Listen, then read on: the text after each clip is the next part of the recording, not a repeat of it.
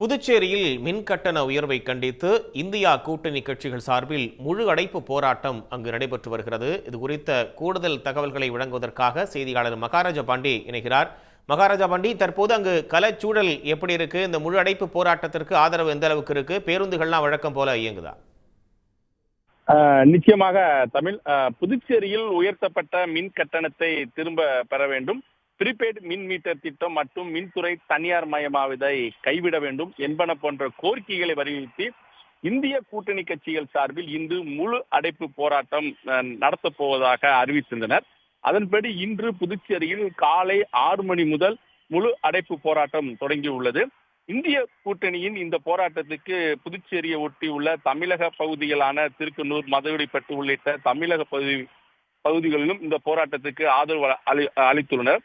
திருக்கனூர், சித்தாலம்பட்டு பகுதியில் புதுச்சேரியிலும் முழு அடைப்பு போராட்டத்துக்கு ஆதரவு தெரிவித்து சுமார் 500க்கு மேற்பட்ட கடைகள் அடைக்கப்பட்டுள்ளன. புதுச்சேரியில் நடைபெற்று வரும் முழு அடைப்பு போராட்டத்தின் காரணமாக நேரு வீதி, அண்ணா சாலை, காமராஜர் சாலை, மறைமலை அடிகள் சாலை, வழுதாவூர் சாலை, விழுப்புரம் சாலை மற்றும் கிழக்கு கடற்கரை சாலை உள்ளிட்ட நகரத்தின் முக்கிய வீதிகளில் 10,000க்கும் மேற்பட்ட சிறு குறு கடைகள் உட்பட வணிக நிறுவனங்கள் மூடப்பட்டு உள்ளது. இதேபோல் எப்போதும் பரபரப்பாக காணப்படும் பெரிய மார்க்கெட், அதே போல் மீன் மார்க்கெட், சின்ன மீன் மார்க்கெட் உள்ளிட்ட பல்வேறு மீன் அங்காடி சந்தைகளும் மூடப்பட்டு உள்ளது. முழு அடைப்பு போராட்டத்தின் காரணமாக ஆட்டோ, டெம்போக்கள் மற்றும் தனியார் பேருந்துகள் முழுவதுமாக இயங்கவில்லை.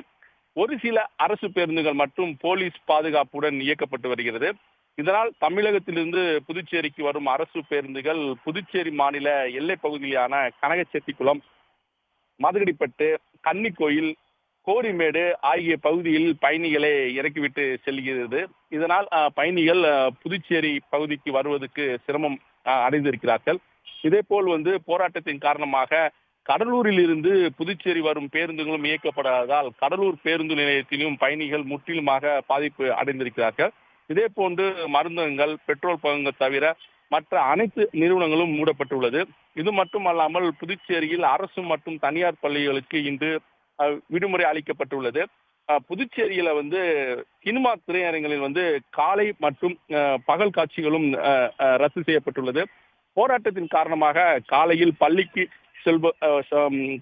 பணிக்கு செல்பவர்களும் கல்லூரிக்கு செல்லும் மாணவ மாணவிகளும் பேருந்துகள் இல்லாமல் கடுமையான அவதிக்கு ஆளானார்கள். இந்திய கூட்டணி நடத்தும் போராட்டத்தின் காரணமாக புதுச்சேரியில் அசம்பாவிதங்கள் ஏற்படாமல் இருக்க சுமார் 1000 போலீசார் நகரம் மற்றும் கிராம பகுதிகளில் பாதுகாப்பு பணியில் ஈடுபட்டுள்ளனர்.